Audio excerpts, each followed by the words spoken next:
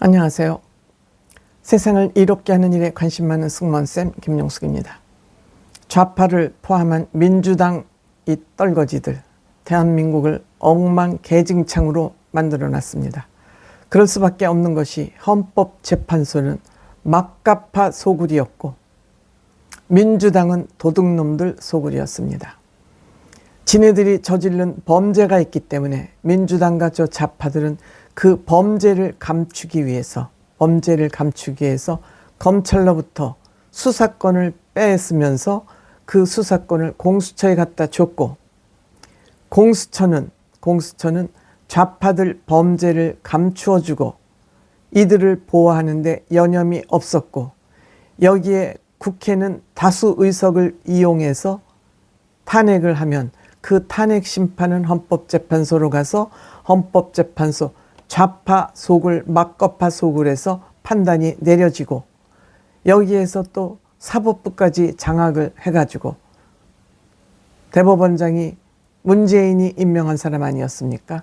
사법부에서는 이들의 범죄 사실 재판을 한없이 늘리고, 이렇게 이들의 범죄를 수사하는 검찰은 검찰공화국이라고 몰아세우면서 이재명이나 좌파들 비리를 조사하는 검찰들은 탄핵을 해서 임무를 정지시켜서 일을 못하게 막아놓고, 헌재에서는 이것을 또 재판도 하지 않고, 탄핵거리도 안 되지만 재판을 하지 않고 계속 깔고 앉아서 뭉개고, 이렇게 되다 보니까 대한민국은 좌파들의 도둑질을 막아주고 헌재는 또 이것을 또다시 한번 막아주는 이런 막가파 헌재로 지금 진행이 되어 왔던 것입니다.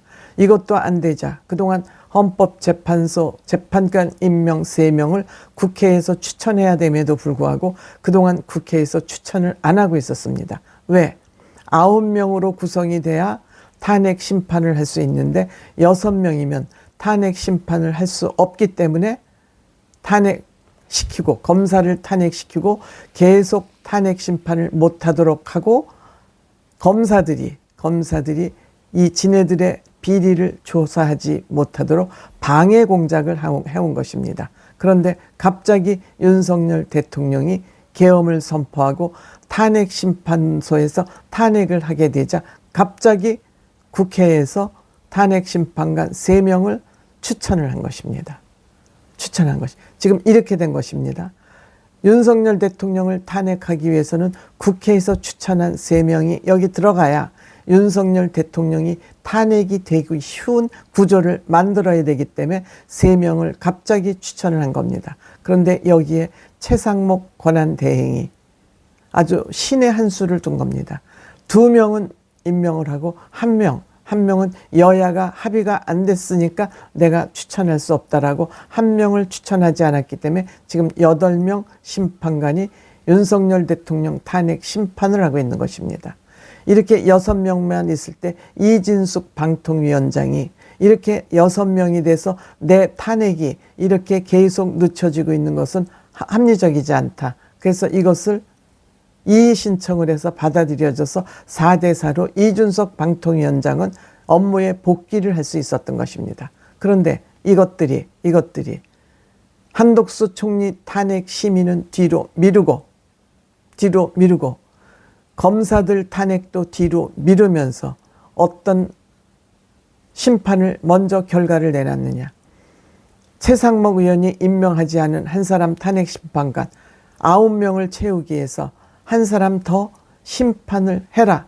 심판을 하지 않은 것은 위헌이다. 때문에 최상목 대통령 권한 대대행은 임명을 하라고 판결을 내린 것입니다. 그런데 판결을 안 해도 어떤 법적 제재는 구체적으로 여기에 명시되어 있지 않습니다. 때문에 최상목 의원은 헌재 이 판결에 대해서 존중한다. 하지만 검토해보겠다. 임명 안 하는 것이 위헌이라고 심판은 났지만 지금 헌재가 이렇게 너덜너덜한 헌재가 되어 있고 국민의 신뢰를 잃은 헌재가 내린 판결을 그대로 과연 최상목 권한대행이 할 것이냐. 존중하지만 전문을 좀 챙겨볼 것이다. 판결문을 챙겨보고 정무적 판단을 좀 해보겠다. 즉 이것을 판결문대로 임명하는 것이 옳은지 아닌지 정치적 판단을 해보겠다고 얘기하고 있습니다. 헌법재판소 자체가 정치적 판결을 하는 것이기 때문에 최상목, 임명권을 가진 최상목 씨도 판단해보겠다. 또한 한덕수 탄핵재판도 심리가 지금 끝났죠. 만약 탄핵심판이 기각이 된다면 한덕수 총리 권한대행이 다시 업무를 시작하게 됩니다. 한덕수 권한대행이 어떻게 처리할지 이것 또한 저희가 지켜봐야 될 부분입니다. 헌법재판소가 법의 마지막 보루라고 할 수 있는 헌법재판소가 이렇듯 위법을 막가파식으로 밥 먹듯 하고 있는데 헌재가 이런 판결을 내린 것을 대행이 시행하지 않는다 해서 비판할 수 있겠습니까?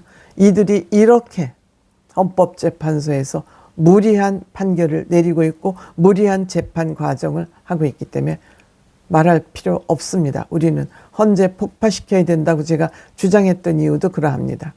그 다음에 선거관리위원회에 대한 또 판결도 했습니다. 감사원이 선거관리위원회를 감사를 했습니다. 이 선거관리위원회 감사를 하고자 하자 이 감사원장을 또 탄핵을 했습니다. 또 탄핵을 했습니다. 그런데 여기에 대해서 감사원은 선거관리위원회를 감사할 자격이 없다. 즉 감사원은 행정부 소속이고 선거관리위원회는 헌법상 독립기구이기 때문에 감사원이 선거관리위원회를 감사하면 안 된다. 근데 이들이 저지른 그 선거관리위원회는 우리들 회사라, 가족회사라 그런다 그러지 않습니까? 모든 인사채용 비리가 낱낱이 이번에 드러났는데도 감사에서 이를 감사할 권한이 없다면 당연히 검찰이, 경찰이 조사할 수밖에 없는데 이 조사를 권한이 없는 감독을 어디에도 받지 않는 기구라면 누가 여기에 검찰에 민원을 제기하고 고소를 제기하겠습니까?